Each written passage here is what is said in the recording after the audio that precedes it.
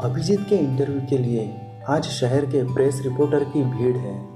Sir please अपने बारे में कुछ बताइए। आपकी जर्नी कैसे स्टार्ट हुई, आपने कैसे इतनी प्रोग्रेस की। आज सबके लिए आप एक इंस्पिरेशन हो सर। प्लीज़ 2 शब्द बताइए सर अपने बारे में। ये वाक्य रिपोर्टर्स के थे। क्या बताऊँ मैं मेरे बारे में। अजीब तरह से गुजरी है मेरी ज़िंदगी भी। सोचा कुछ, किया कुछ, मिला कुछ, मगर जो भी मिला वो बेहतरीन है। बस इतना कहने के बाद अभिजीत वहाँ से चला जाता है और बाकी के सवालों के जवाब रफीक चाचा ने दिए। अभिजीत का जन्म उदयपुर के नज़दीक छोटे से गांव में हुआ था।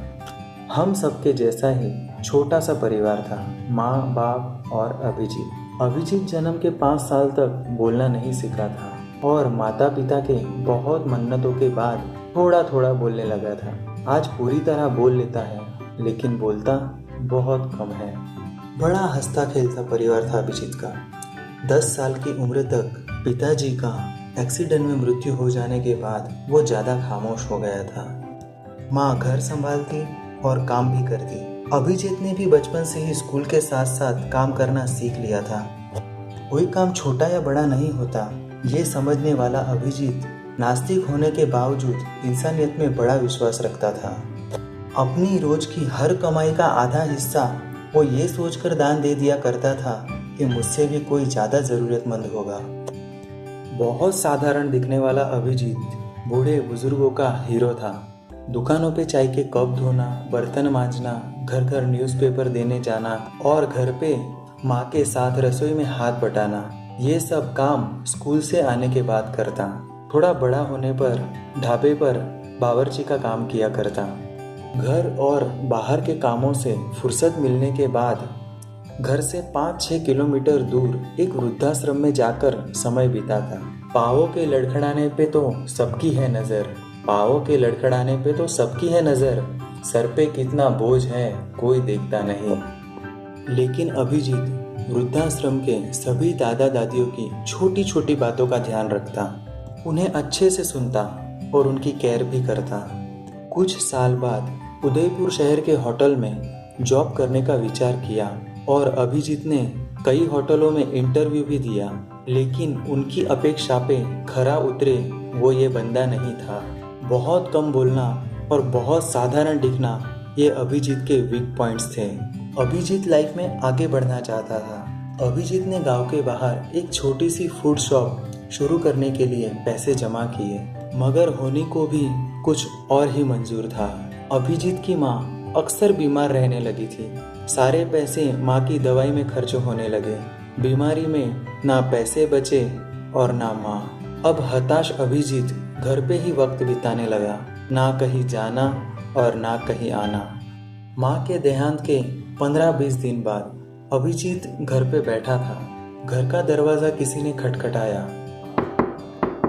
अभिजीत ने देखा तो अब्दुल चाचा आए थे, जो वृद्धाश्रम चलाते थे। उन्होंने बहुत दिनों से आश्रम ना आने का कारण जाना और कहा, वहाँ तुम्हें सब बहुत याद कर रहे हैं। दूसरे दिन आश्रम जाने के बाद आश्रम के सभी सदस्य ने अभिजीत को घेर लिया और सबने अभिजीत का मन शांत करने का प्रयत्न किया। बेटा, जब हमारी इच्छा अनुसार ना हो तो समझ लेना कि इस पर किसी और की इच्छा चल रही है। सब ठीक हो जाएगा बेटा, हम सब तुम्हारे साथ हैं, हम तुम्हारे माँ बाप की जैसे ही हैं। अभिजीत बहुत मक्कम रहने के बाद भी अपने आप को रोने से रोक नहीं पाया। अब अभिजीत आश्रम में ही समय बिताने लगा और सबकी कहानियाँ सुनने लगा। वो आश्रम भी ट्रस्ट पर चल रहा था और उसकी भी हालत कुछ ठीक नहीं थी। अब अभिजीत भी यही रहना चाहता था आश्रम में। ये सोचते हुए अभिजीत ने अपना छोटा सा मकान बेच दिया और सारे पैसे आश्रम में लगा दिए और बहुत खुशी से सबके साथ समय बिताने लगा। सब दादियों की ओल्ड रेसिपीज सुनता और उन्हें बनाने की ट्राई करता। अभिजीत बड़ी टेस्टी डिशेस बनाता था। आश्रम के सभी मेंबर्स के कहने पर अभिजीत ने आश्रम के सामने एक छोटी सी शॉप स्टार्ट की। दादियों के कुकिंग एक्सपीरियंस से कई यूनिक डिशेस तैयार हुई जो लुप्त सी हो गई थी।